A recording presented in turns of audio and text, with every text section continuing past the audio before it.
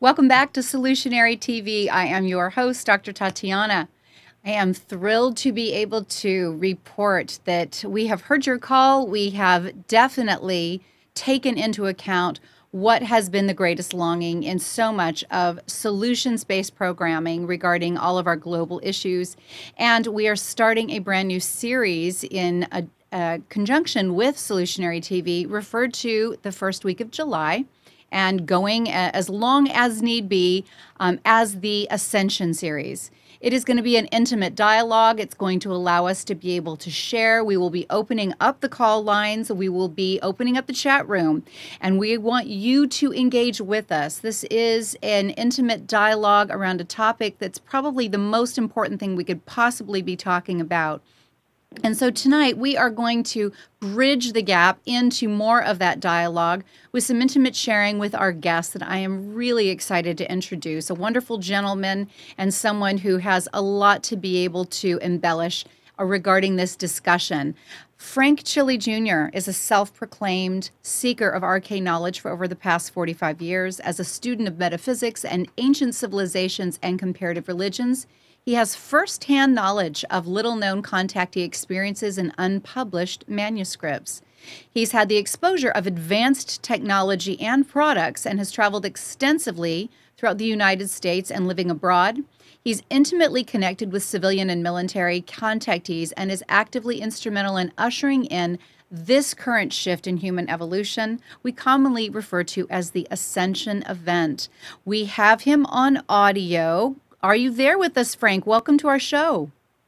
Welcome. It's a pleasure to be able to join you and your audience this evening. Oh, my goodness. This has just been a while coming. We have had the opportunity for our viewing audience to banter back and forth and share a little bit, because once you really get involved in this type of community, you're introduced by all the right people. It's as if Providence moves and, the universe is aligned, and that's kind of how Frank and I were introduced.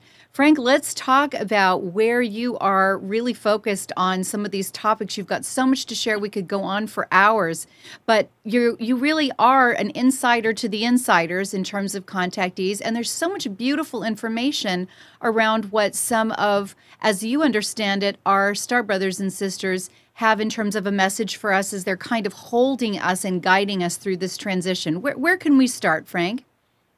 Boy, I guess we could start by some of the influential people that I've met in life. One of them is somebody that we both knew very well, Roberta Herzog, who helped me to understand the greater meaning of what my work was here. And she was a very, very fine clairvoyant, actually a metaphysician, and she was a Kabbalist. She was a very fine spirit writer, and she was able to read the Akashic records probably better than anyone I've ever met. Mm-hmm. She didn't have to go into trance. She would be just sitting there and shift consciousness, and she'd be at the records room with Abu Kashgar. And Abu Kashgar would deliver to her the information that was needed for that individual for the what they needed to know for this life's purpose and this life's mission. And Roberta would share that information with the individuals, and she had performed this service throughout most of her life. And she lived on a farm in upstate Pennsylvania in a place called Wyalusing Rocks, which is 500 feet above the Susquehanna River. And the rocks jut out, and the Indians would use it as prayer rocks for sunrise and sunset services. And the whole area is highly charged. They had bought it from the Girl Scouts had originally owned that property, and they had bought it from Native American Indians, and her husband, Nicholas Herzog, and herself were, they had gotten married. They were originally from Philadelphia, and they were driving up along Route 6, and when they got to the crest of this hill, the wheel was taken out of Nikki's hands, and took them to the top of the mountain, and they saw these cottages and log cabins that had been left there by the Girl Scouts, and they knew that they were to be there, and they made an offer for the property, and they purchased the property, and Nikki and Roberta lived there, and Roberta would do her paintings there. She would do her Akashic Records work there. She would also do jewelry design, and a mutual friend introduced Roberta and I together. And at the time I was married, and this metaphysician by the name of Richard Parsons said, Frank, there's an extraordinary couple I need to introduce you to. Can you get away for the weekend? And I asked my wife at the time, Donna, and she was understanding of it. She knew that I was pursuing an interest in metaphysics and that I was meeting some remarkable people. And so I went up for the weekend, and on the way up, Dick Parsons told me, he said, Frank, I have to tell you, these are both vegetarian people, and do you have any problem with that? I said, no, none whatsoever. So he introduced me to Roberta Herzog as an interesting person, and I found her to be exquisitely profound. And we shared wonderful times together. I told her of having gone through Dianetics and having been introduced to the precepts of Scientology by a professor who had gone through Scientology with Gene Roddenberry in England. And he had told me that the precepts for Star Trek were based upon the precepts of Dianetics, of the analytical mind, the reactive mind, and the balanced mind, and how the three major players in that series were divined off of that. And Roberta was a real Trekkie. She was really into it. So we had some great discussions about that. And she was very interested in hearing about Valiant Thor.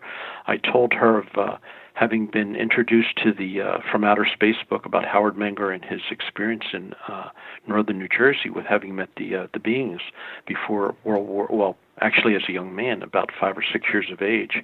And I didn't know anything about that story whatsoever, but one day I was driving along a major thoroughfare here in New Jersey, and I was drawn to go into the parking lot into a bookstore I'd never been into before. And I walked up and down the aisle of books, and I stopped in front of the metaphysical section of books, and this one book started vibrating towards me like it wanted me to pick it up. And it happened to be that book From Outer Space, which talked about Howard Menger having met the beings as a young boy and meeting this beautiful woman who had long blonde hair and blue eyes and was wearing like a white gown. And she told him as a little boy that he had volunteered to come here during this incarnation, and that when he grew older, that his space family would be working with him. And this is a boy 5 years of age, and he went home and told his parents about it. And of course, they said they thought it was something that was just a young boy's fanciful imagination. Right. Well, he grew up, and the United States was involved in war, and he got drafted, and he was going through training in Texas. And one night after getting done with his daily activities, he was walking back to his barracks, and he happened to see somebody walking towards him in uniform. And as soon as the person passed him, he recognized the energy as being the same energy as the woman he had met as a small boy. And he turned around and he said, "You're one of them." And he said, "Yes." And he said, "You're going to be severely challenged and tested, but never lose your faith and trust in God, and we will meet again." So he was sent to the Pacific, and he had almost lost his life in several of the battles, and he remembered never to lose faith and trust in God, and he was able to persevere. And at the end of the war, he went back home to Highbridge, New Jersey, and became a sign painter. And one night after work, he was drawn to go on into this field on the way home, and a ship landed, and the beings introduced themselves to him again, and he started interacting with them. And they had long hair.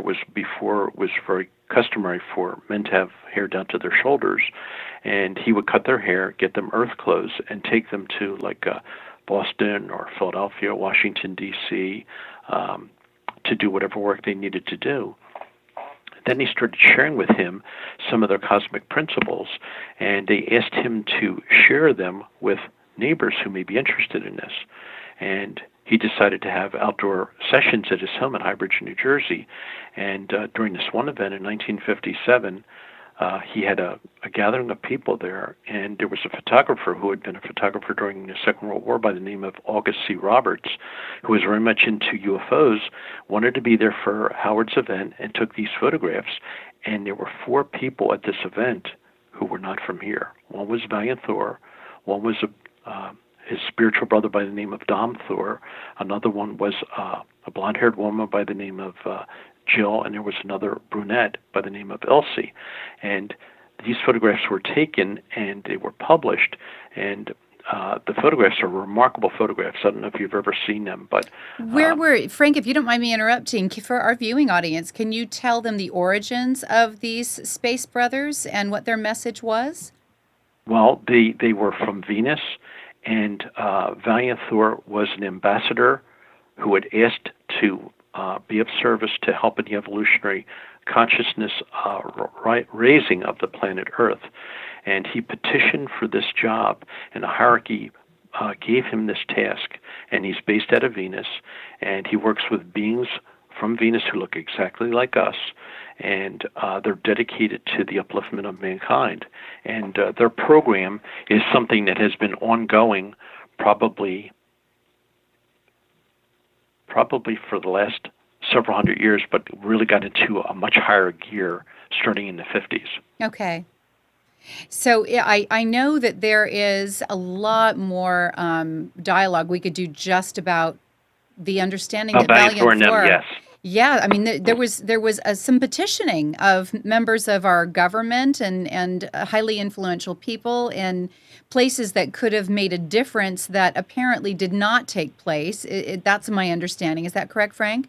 Yes, and he actually lived at the Pentagon for a period of 3 years, offering to share information to overcome disease, overcome aging, overcome problems that we're suffering here. And all that the military really wanted from him was how his craft operated, how his spacesuit had the ability to repel laser beams, and how he was able to go back and forth basically effortlessly, change from one vibration to another. They were more interested in what it was monetizable and what could be crafted to benefit in any type of a military operation. And it's so disappointing when you consider you have this potentially fifth, sixth dimensional being that is saying, hey, we're just further along in our evolution, and we've got, an opportunity to bring this to you if you're willing to embrace it and be able to really incorporate from a holistic place what humanity was meant to graduate into quite a while ago. And we've really had a long drag on this, haven't we, Frank?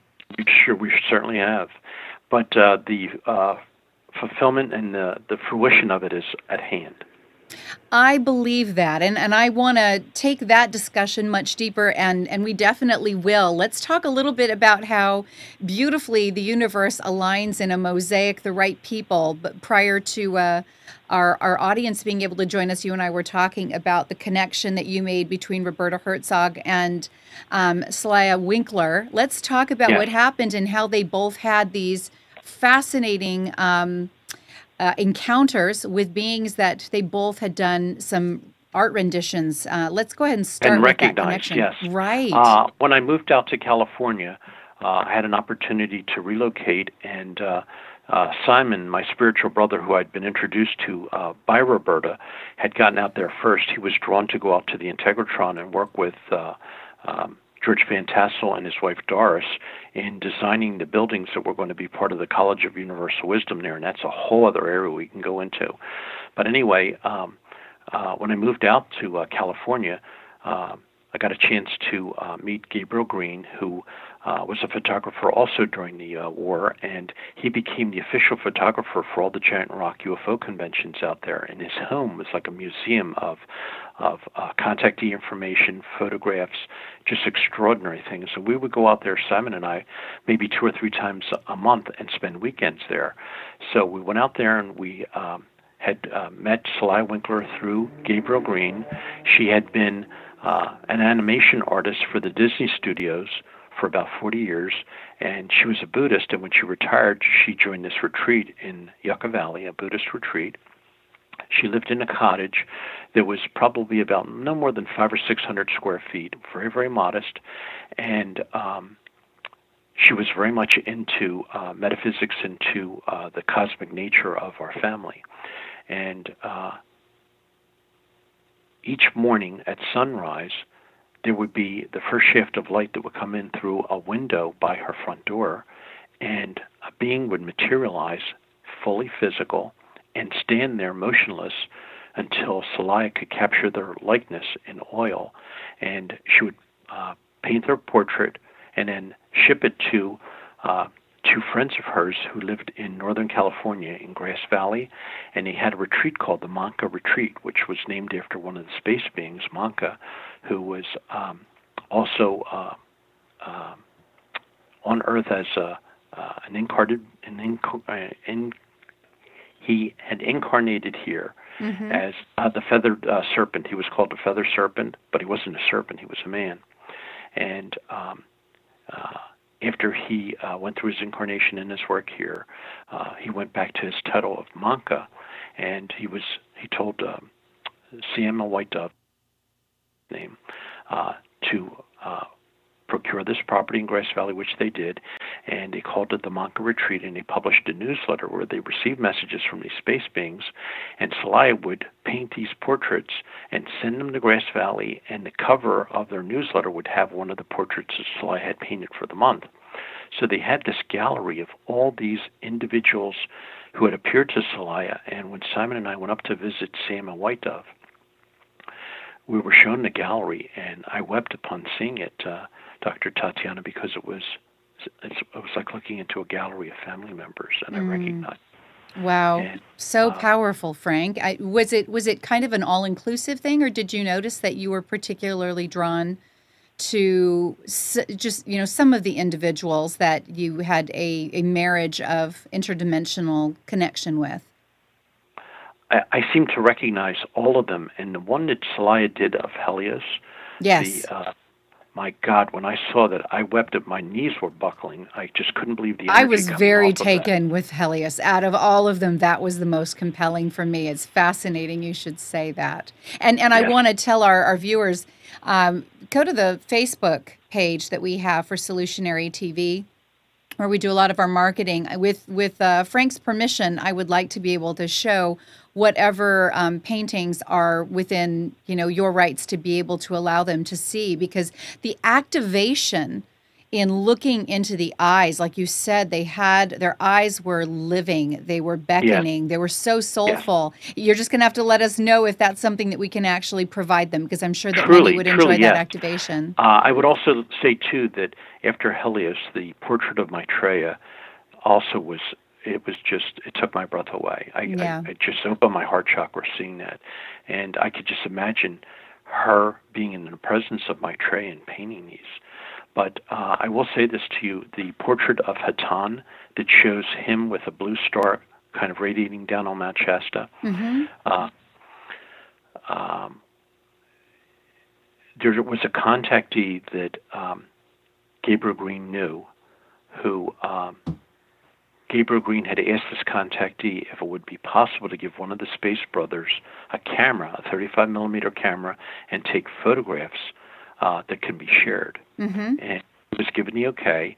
So the fellow got a 35mm camera and several rolls of film, and he gave it to his friend, and his friend was granted permission to go to Haton's home planet called Terminus Haton, and he's record keeper of the galaxy, and took these extraordinary photos that to this day they're burned into my consciousness. They're just absolutely incredible photographs of Haton's home planet and his work and how he keeps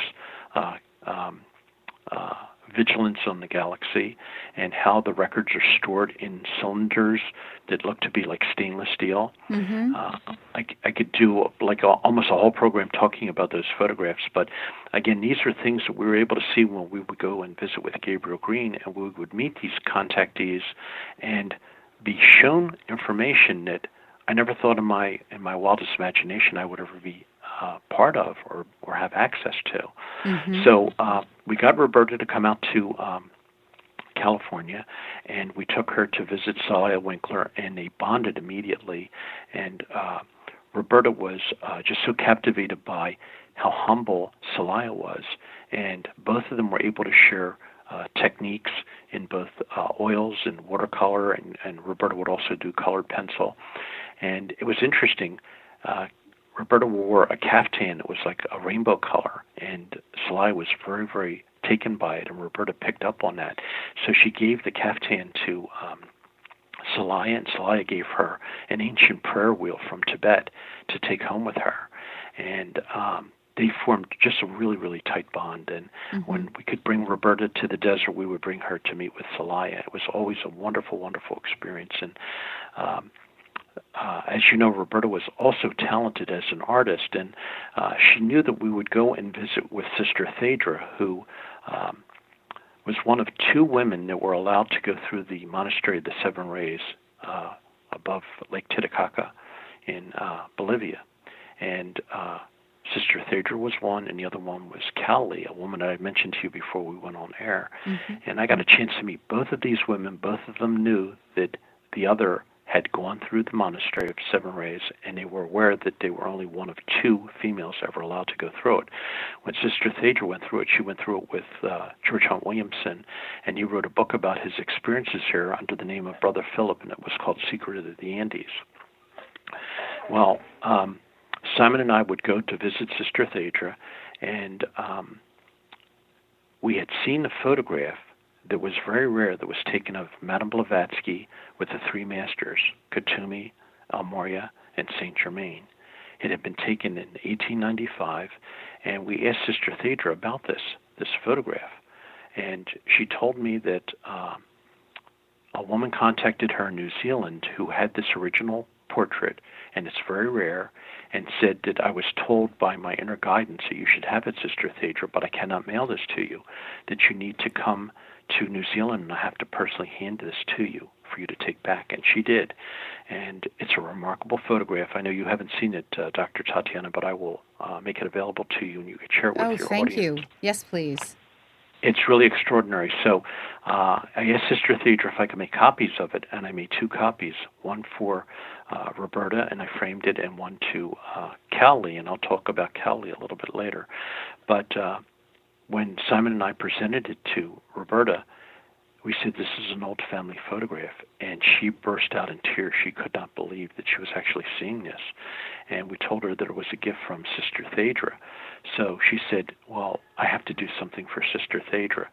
So she didn't announce what she was going to do, but she painted this incredible portrait of Christ singing, okay? And it is just lyrical to even look at it. You could almost hear the Master singing in this portrait.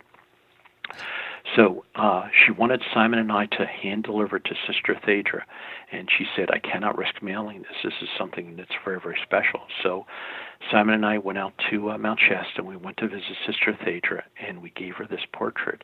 And she opened it up, Dr. Tatiana, and she started to weep. She said, when the Master Jesus appears to her, and she said he comes in through the window on a beam of light, he appears, and she said he looks exactly like this. Oh. And she said she never thought she'd see such a rendition as this. And before Simon and I had gotten there, she would take walks in the afternoon on the mountain on the opposite end of Shasta, opposite from Panther Meadow.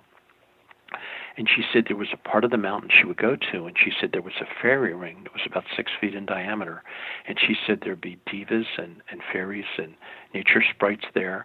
And she said they were like 3 and 4 inches tall, and they would put together a little campfire and dance around the campfire, and there'd be miniature unicorns that were maybe 3 or 4 inches tall. And she said they put on this little dance for her, and at the end of the dance, they brought her a bouquet that they had picked of Shasta sage, and they had a beautiful ribbon around it, and they gave it to her. And when she saw the portrait that Roberta had given her, she wanted to give a gift back to Roberta, so she gave us this bouquet of Shasta sage to take back to Roberta. But she said, please hand it to her. Do not mail this to her. And we said, no, we wouldn't mail it to her. We would take it to her. Roberta was just so overjoyed when she saw it, and she never broke the bouquet because the ribbon that it was tied with by the elementals and the fairies was just so beautiful. She just kept it intact. It was just really, really extraordinary stuff. We talk about these things as if they're science fiction. These are realities. These things actually happened, okay? Mm-hmm. I think that the reason, Frank, is that we don't have the benefit, as you know, because of the contrived establishment that we happen to live in, and that we are very often influenced by. We are allowed beautiful science fiction and gorgeous, literary writing and mythology and such amazing, epic films that depict these types of things. And I think every single human being that's drawn to them has a sense of remembering and has a sense of longing and familiarity with it. But there is this cutoff, this very rigid place that we are redirected to, that says you can wish for it, you can desire for it, but that is just a mythological concept, and maybe something you can experience if you believe in an eternal soul. What is it, do you believe, Frank, given the beauty and the continuity of what you have shared and those that are experiencing this regularly?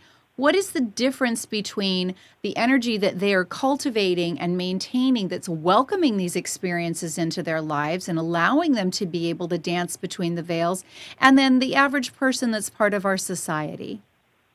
I think the openness and letting go of the ego, because all those that I've met in this work, the most profound revelations that they had was when they let go of the ego, and it's letting go of the ignorance.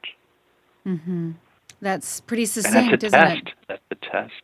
That's a real test. Yes, well, it is, because we identify with a construct of self, but these vehicles that I like to say we're riding in, these vehicles that are the ego, are the body, are the identity, the reputation, the pedigree. But the truth of the matter is that we're so much more than this third dimensional avatar that we're riding in. And it sounds, if I understand you correctly, Frank, and the beautiful stories of, Saleha and Roberta and so many others that you've mentioned, they are resting comfortably in this sort of interdimensional awareness that they are experiencing realities simultaneously in the ever-present now that are not relegated exclusively to that 3D that they're projecting from. That's right. But they volunteered to be here, to be part of that awareness and be part of that nudging into conscious awareness.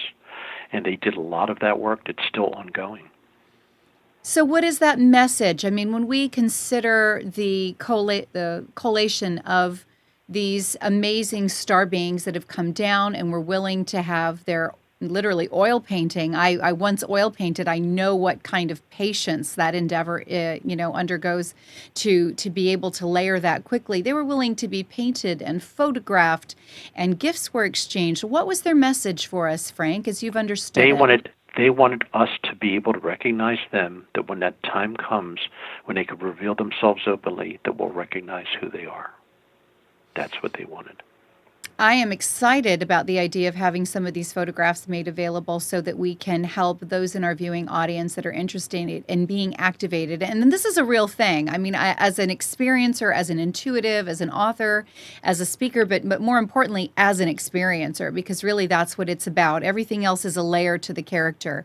It's about direct personal witness and experience. We can be activated by a phrase, by a tone of voice, by a note being strung, and by the look in the eyes of some beautiful being in a painting. And it can be immediate, can't it, Frank? It can be such a powerful transition. I've had people tell me that upon looking or meditating upon some of these images, the levels of forgetfulness has left the person, and they become aware of a greater sense of being and a greater sense of purpose and a greater sense of cosmic unity. I have no doubt. That's the message. I'm sorry? I think that's part of the message. I believe it is too, and I want to address, for those that have suffered with the financial beating down of our broken and very non-regenerative systems, those that are suffering because of how the earth has been abused and made toxic, and recognize that the burdens that have been placed on humanity, because we're still dealing with so many inefficient, very dirty energy systems that profit very few and burden the masses. Tell us a little bit about these systems that were being brought to us from these interdimensional beings, and how they were hoping that they would bless humanity if we had just been more developed to embrace them when they first began to arrive. Well, this is a very unique story. At the time, I had relocated to Southern California. I was drawn to go into this industrial park that I'd never been in before. And I was driving around, and I saw the name on the side of this building called Solara Electronics. And I was drawn immediately to the building because that name resonated with me. Mm-hmm. So I went into the building, and there was a young fella in there by the name of Brian. And I said, "Brian, is this your firm?" He said, "No, it's my father's firm." And I said, "Well, what does your dad do?" And he said, "It's kind of complicated." And he said, "My dad's not here now. He'll be back after 5 o'clock. It may be better if you came back after 5 o'clock. And I said, "Sure, that sounds good." I said, "I'll definitely come back." Came back after 5 o'clock, and this very gentle but tall fella whose energy was just exquisite smiled and walked over to me when I walked into the building, and he said, "I'm George Fiedler." George Fiedler. And he said, "I understand from my son Brian you had been here earlier." And I said, "Yes." And I introduced myself to him, and I said, "George, I am drawn to the name of this building. I came in here." I said, "I wanted to know more about what you were doing here." And I said, "Do you mind me asking you?" And he said, "No, not at all." And he said, "Let me give you a little bit of a background." He said, "I was a senior engineer at National Cash Register," and he got involved in metaphysics and read all the Alice Bailey teachings. And he said that was a real test and a challenge to read the Alice Bailey works and to be cognizant of what she was sharing. And he said after he finished reading them, he was in meditation, and he said, he asked if he could be of service. And he said, when he asked that, immediately the being Joakul appeared to him and said, "I would like to be of service to you in your endeavor." And George he recognized who Joakul was. And Joakul said that we want you to work with a process regarding helping to free the planet of contaminants, herbicides, pesticides, and things like that. Mm-hmm. And he said, "I want you to be aware that we're going to assign somebody to work with you directly on this." And the person that was brought in was a female space being by the name of Solara. And I said, "George, that's where I know that name from." I said, "There's a contactee who had an experience with a female space being by the name of Solara. He did not have a photo of her, but he did a line drawing of how she looked, and I shared it with George, and George said, 'That's how Solara looks.' And he said, I was so taken by her willingness to work with us, I named the company after her. And what this device was, and Solara helped him with this, is the device was maybe about 18 inches in diameter and about 9 inches high, and it was copper wire that was configured in a very specific configuration. It was powered by a 9-volt battery, and what it would do is it would amplify the energy grid of the planet, okay, and it created a specific field that would prevent mice, rats, any type of rodents that would eat crops from affecting the crops. It would stop grasshoppers, it would stop locusts, but it had no effect on butterflies or ladybugs or earthworms or rabbits or anything like that. What it would do, it would cause the insects to implode and turn into dust, and for rats and rodents, they would dehydrate and they would just pass in this field. And it would generate an energy that you could feel that was palpable. And George started one of them up, and he said, palm your hands together and then tell me what you feel coming off of it. I can feel waves of energy coming off of this device. And he called it a nature shield. So he started making them, and he started selling them to grain elevators. He was advertising in farm journals, and where they were having problems with rats and rodents. He sold 4 of them to Disneyland. They were using them in Disneyland to control rodents. And then he saw an article in the paper that the Library of Congress was being attacked by rats. They were being drawn to the glue, the bindings of the books. Right. So George contacted the Library of Congress, and he said, I think I have a solution for the problem without using herbicides or pesticides. And he said, I did some calculations, and the building would need 4 of these devices. And he sent them down, and he said, if they don't function within 90 days, just send them back. Well, he got a letter from Senator William Proxmire that he showed me the letter, and they sent him a check within 3 weeks. They had solved the problem within 3 weeks. Amazing. What happened to this groundbreaking technology? This is something. Well, it became too successful. Not the pharmaceutical, but the agricultural industry, the chemical industry, started seeing that there was a drop-off of herbicides and pesticides that were being purchased by their clients. And they were asking, what were you using instead of using the herbicides and pesticides? And they said, they're using this Nature Shield. And apparently they exerted pressure on the Department of Agriculture to see if they could prevent this from becoming more widespread, because George was having success with every one of these that he was putting out there. They were used at the docks in New Orleans to control the rodents here that were trying to get onto the ships that were delivering produce and things like that. I mean, they really worked. How long were they in business, Frank? He was in business probably about maybe 6 or 7 years. Okay. And they came in and they said, we need to do a study of your product to see whether or not it works. Now, when George made these, they had to be either on the ground or partially in the ground, maybe about 4 inches into the ground. So they needed to be grounded and anchored because they were copper-based and they had a grounding capacity? No, they needed to be in contact with the magnetic grid of the planet to be able to amplify that energy. So they had to be at ground level. So he told that to the Department of Agriculture, and they said they were going to run tests on it for something like 60 days. Well, they came back after 60 days, and they said they had put them on the shelf next to cages of rats and rodents and locusts and grasshoppers, and nothing happened to them. So what they did was they hit him with a cease and desist. So he had to stop. He could not manufacture any more of these. And Joaquin and Solara had given him devices that would also clean the air and also clean water using the same principle. They had given him plans for one that could work from horizon to horizon. And Joaquin, after they saw what they did to Georgia, said, since they refused it, they shall be denied it. And George had used all his family fortune to put into this business, and his wife and his children were not into any aspect of this, and he was basically ostracized from his family for what had happened because it had failed.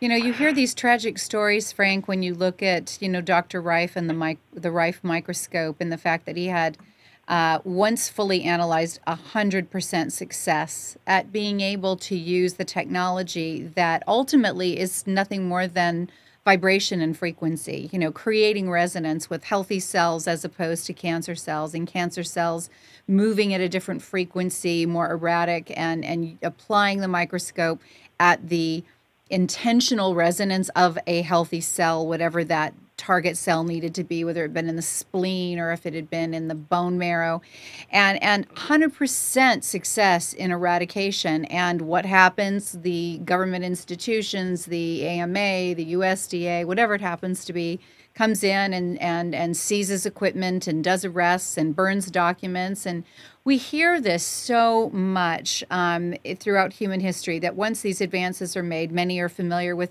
Nikola Tesla having so many clean energy devices that are only now starting to emerge, that have been, patented and demonstratable, but suppressed, always suppressed.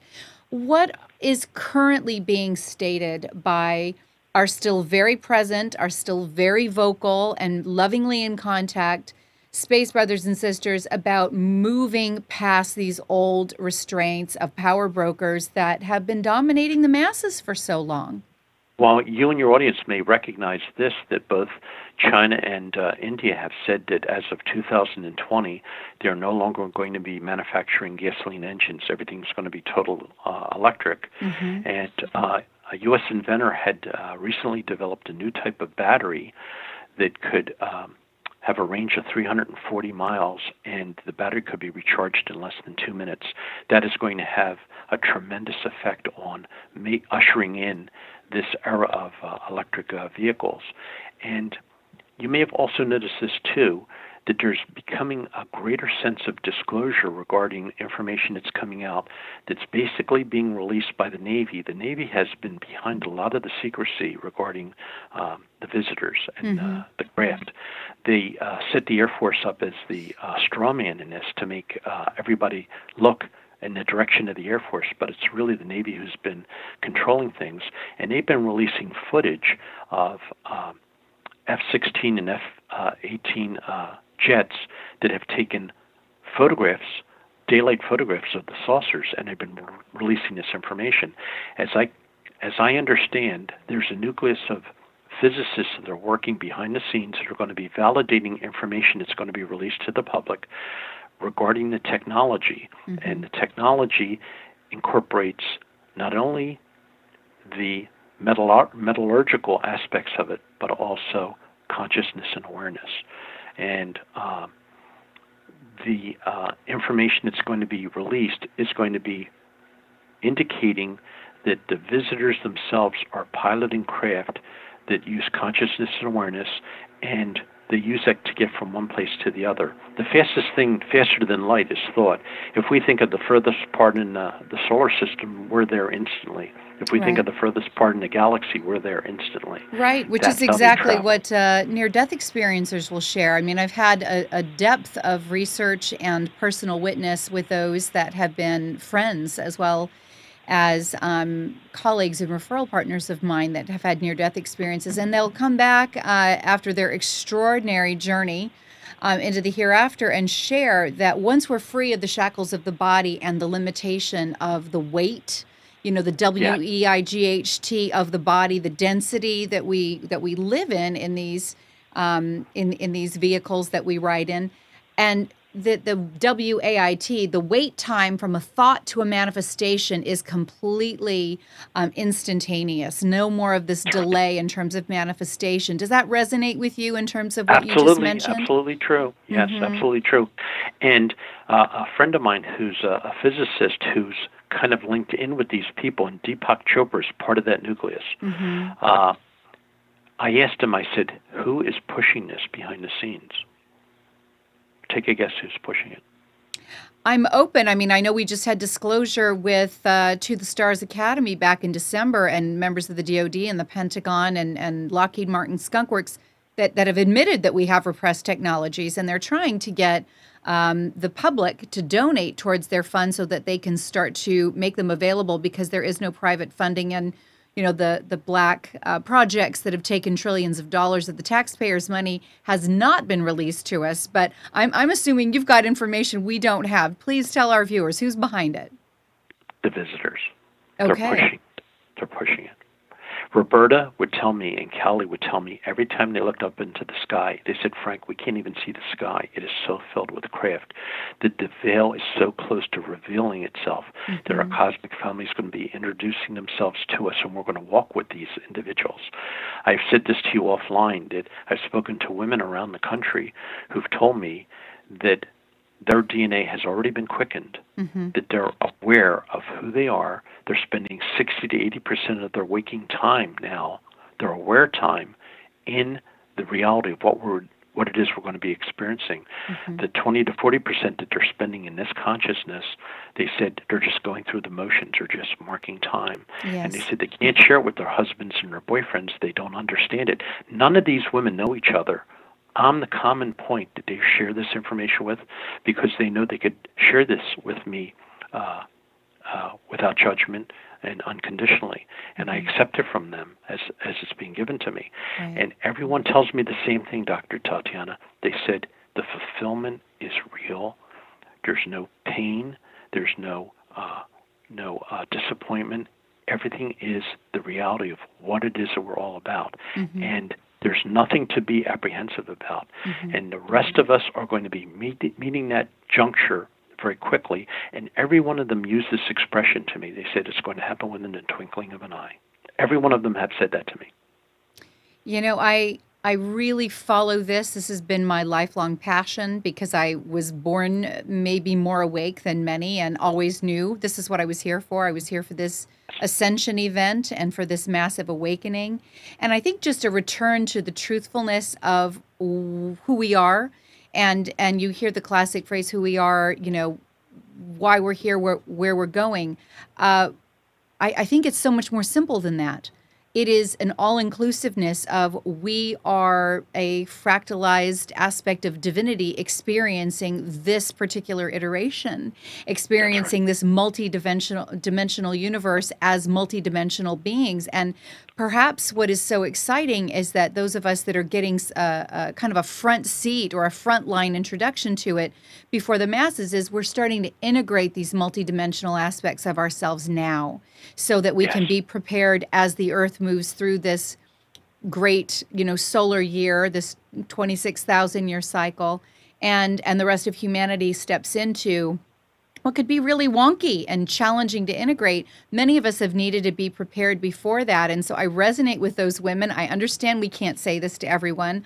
I'm one of the bold or the overly humble and egoless that's willing to get on a show and talk about this, because there's no more time to pretend like we are merged in with the mainstream. It's really, really high time, and I think that those that are awakened in society and those that are yearning to be awake are looking for formats like this, media outlets like this, where we're not only talking about the fact that it's happening, but how are we personally navigating it? So I would ask, given your being in confidence with some of these other awakened men and women, maybe particularly women, what would you say is the key piece that they are sharing with you now about how that awakening is ushering in for them a greater sense of integration, so that we can help our viewers right now to be knowing what to look for and to have a little bit more compassion for themselves?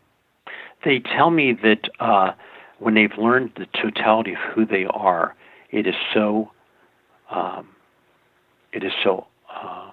entirely humbling, and it's so fulfilling all at once. And they see that there's no limitation to themselves. I have used the analogy that we are as a diamond, and this level of awareness or consciousness may be reflecting through one facet of that diamond, but it doesn't mean that we're not also reflecting through other aspects of that diamond at the same time. Beautiful. And, I would just kind of chime in my meditations and having experiences that are very similar, perhaps quite mirrored to these women that you've mentioned. It has been made really clear to me that it is just where we are focusing. If we were to return to the absolute right now, to the infinite, where everything exists, every perception, every individuation of that divinity is nothing more than focusing on and spinning down into a fractalized view that's almost like an address. It's like a point in time. It's a point on the grid. And when you're focused there, then you clothe that in maybe a degree of materiality, and then you clothe that further through the DNA makeup and the memory and belief systems and perceptions of our ancestry, and then you clothe that further in the density that we take on as individuals in the life that we have. And sometimes we clothe so heavily, don't we, Frank, that we actually believe the lie that I am only this person in this physical body. And it is a complete veil. It's a complete forgetfulness, isn't it? That's a distraction and a barrier, and we have to let that pass. We have to let go of that. A very astute woman told me just to be aware of what's going on around us, but don't allow it to break your focus from moving forward, because there's tons of distractions out there. God knows there's no shortage, but I really feel that we're watching The Last Dance of the Tyrants, and that the musical chairs is ending, and they're running out of music and they're running out of chairs. Hopefully they're also running out of participants who don't want to play the game anymore. I'm definitely one of them. I have opted out. So let's kind of touch back on where are we in this great Ascension event. You have been collating data for such a long time, talking to experts.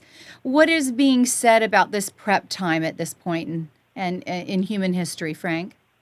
I feel that the time frame has been so accelerated that we're beyond the cusp. I really think that we're functioning more at higher dimensional levels than we're aware of. I seem to be getting more and more recall of doing things at other dimensions and seeing and talking to people that I know here, but actively interacting with them at other levels. And when I see them at this level, I want to continue the dialogue with them. But Dr. Tatiana, something tells me, don't say anything to them yet. They're not yet aware of that. Right. But very, very close. Very Well, close. there's a huge amount of respectfulness for everyone's process. Divinity That's allows everything. I mean, we know that the greatest and most glorious aspects of being alive and being embodied are revered and certainly part of the spectrum. But just Yes. as much so, the greatest depravity and debauch and pain and abysmal darkness is also allowed as part of this creative experience. And it's, where do you want to put your energy? Where do you want your focus to be? For those That's that right. are hopeless, stop looking at hopelessness. For those That's that right. are angry with the current system, stop being angry with the current systems. Start creating, just as this gentleman did, just as many hopeful dreamers have come and gone before us. There needs to be that keen eye on the trajectory onward and forward by being that, by embodying that, and by staying open to that. Wouldn't you agree, Frank? I would agree totally. I shared this story with Roberta, and I'll share it with you and your audience. There was a time when Roberta was really kind of down because things were not progressing properly, and she was really, I mean, she was ready to give the masters what for. Yes. Mm-hmm. And I say that very lovingly. And I said, Roberta, I said, I have to share a story with you of a person who was a contactee, and he was working with a group of star beings, and nothing was working out. And he got so frustrated with everything that was not working out. And this one day he came home after a very unfruitful day, and he said, I've had it. I'm fed up. And he went into the bathroom, and he got a towel, and he threw the towel up in the air as symbolic that he didn't want any more to do with any of this. So he sat down in his easy chair, and he was huffing and puffing. He was beside himself. So when his mind became a little more calm, a little more quiet, he heard this voice say to him, Commander, we're just following the plan you had outlined for us before you came down into this incarnation, and it's your plan that we're following right now. Hmm. Hmm. Well, we can retool the plan, can't we? Isn't that the beauty of free will? This is a free will universe, right? Okay. That's right. If one avenue doesn't work, you could work in another avenue. Mm-hmm. There's no limit to our creativity and to be able to solve problems and get things done. Mm-hmm. They've never tired. Our space friends have never tired. Our cosmic family, the golden helmeted ones, which I love calling them, they've never tired of this. And look how many rejections and how many frustrations they've had. Yeah, the golden helmeted ones. That was a term. We've just got a minute, maybe a hair longer. Explain how they came about getting this glorious title, Frank. I think that this is really a nice context for our viewers. Well, that's how they appear to me, as golden helmeted beings of light that have volunteered to come here, as we volunteered to come here. We've come into the trenches to do the hard work, but they are there supporting us.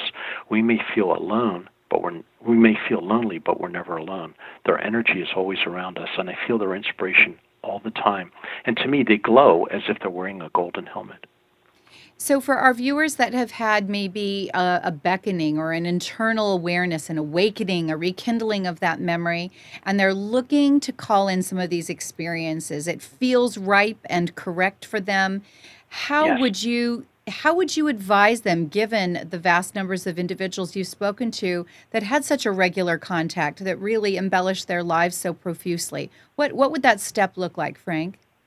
I would say that they need to choose a path that they feel an inner prompting to, and meditate on that and ask for the guidance and direction to fulfill what it is that they're here to complete or to be about.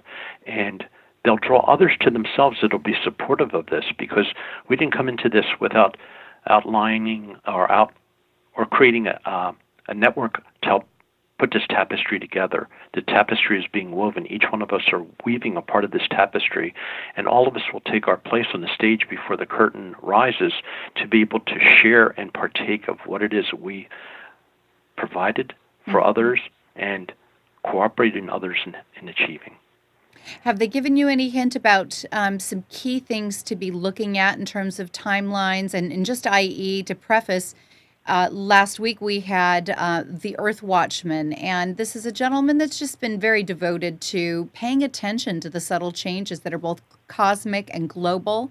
Some of the ways with which, the magnetic shifts or magnetic poles or additional magnetospheres may be having an effect on some of the earth changes and the rising of the tides and the changing of currents.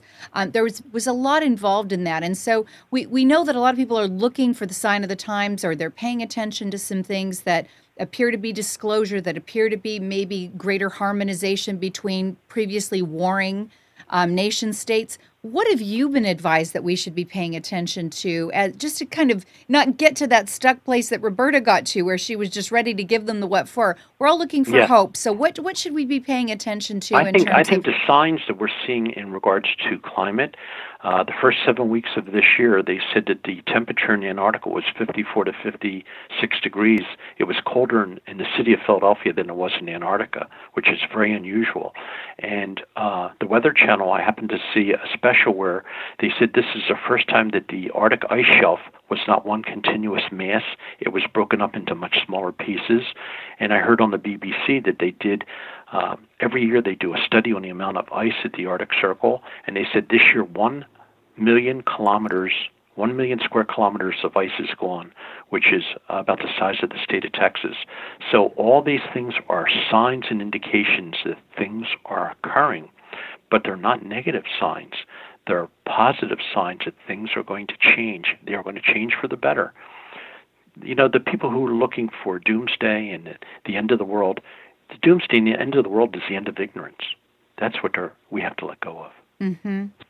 Well, that sounds so freeing when you perceive it that way. And we do realize that our perception, again, if we believe that we're that very, very tiny, heavy density address that I kind of tried to create a visual around, if we're that locked and tied to I am this and this is my entire world, we can become frightened of changes in the climate. We can become frightened with, tensions between nation states.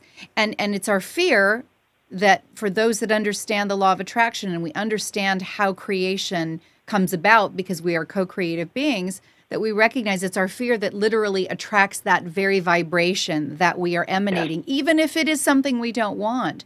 So do you have any wisdom to our viewers about how to be in alignment and co-creating with these space brothers and sisters and those that have been contacted for so long?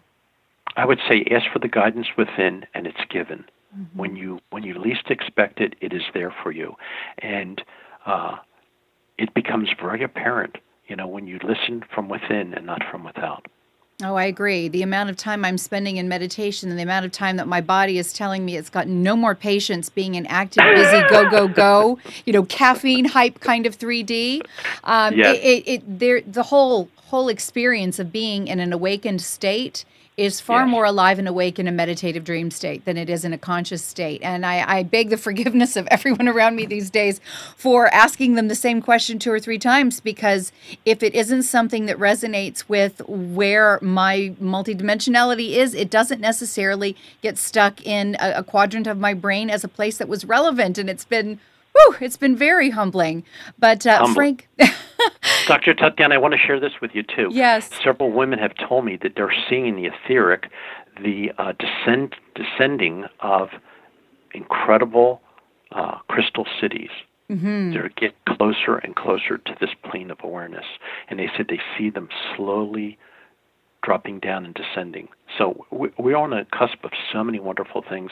And the array of visitors that are coming here are from all over the galaxy, outside of the galaxy. They're here to help us celebrate. I mean, this is our graduation day, and, we chose to be here, and we're participants in this, and we should be joyful about being allowed to be able to participate in this, and just be active in that participation.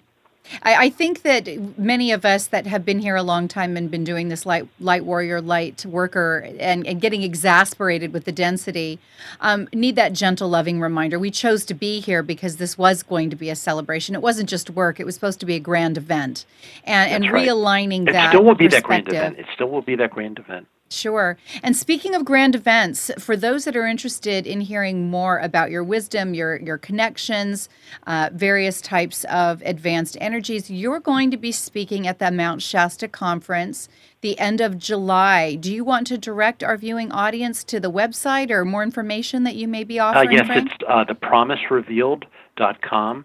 Rob Potter is sponsoring this conference at the end of July, and there's going to be some incredible speakers there. You had mentioned off air about Dr. Raymond Keller and his books about Venus and the secrecy regarding Venus and what's really going on there that is so positive that the public is not aware of. A lot of these truths are going to be revealed, and I will be sharing more information about the golden helmeted ones in our image at this event, as well as some of these other little-known contactee stories that I've met of individuals that are no different than you and I, Dr. Tatiana, but they had extraordinary experiences meeting visitors that look just as we are, that are actively involved down here. Well, and I would say that while many of them probably contracted soulfully to come here and embody and remain awake, that it is not something that's relegated exclusively to them, that it sounds very much like the very heavens are descending and beckoning all of us into a space of cooperatively reintegrating that heaven and earth, the great Merkaba is as above, so below, and creating an Eden and a restoration that we are looking to have here and that Gaia is looking to ascend into. And it's just a matter of getting clear. Is that your objective? Are you ready to participate in this ascension involuntarily and unconsciously, or voluntarily and with great celebration and in some pretty fine company too, right, Frank? Truly. One woman shared with me that she had been shown that when the ships are ready to reveal themselves, there's going to be this marvelous harmonic tone that's going to be emanating from the ships, and it's going to take the sword out of people's hands and out of their hearts. Oh, well, that's beautiful. I think that is a goal that is worth meditating on and holding as an affirmation and a vision. I want to thank you, Frank, for being here with us tonight. I realize that we've gone over the hour, but it was well worth it, and we may just need to have you come back. There's a wealth of knowledge. It would be my pleasure and hope. honor. It really would Thank you. Thank you so much for being with us tonight. And I want to say to our viewing audience, there is a reason why you're drawn to this type of wisdom and understanding, and really it is a reintegration of truths you've always known. Magic exists. The mysteries are real.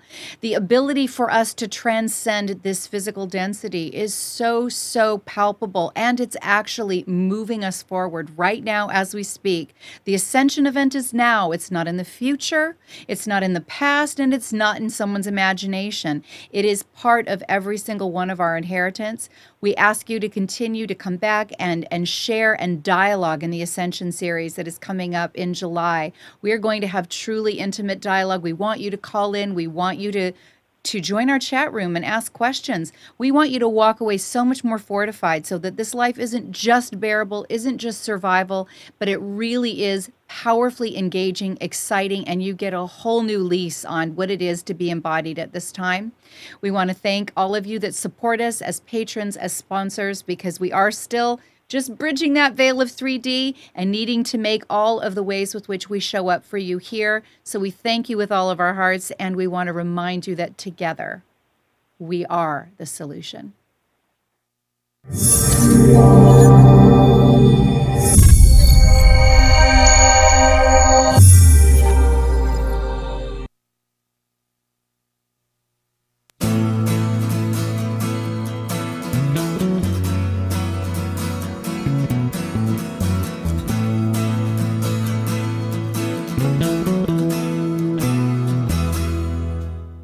You are tuned to the Nissan Communications Network. If you tuned in too late, you can always watch each program in its entirety or download an MP3 audio file of it in the archives section at nissancommunications.com.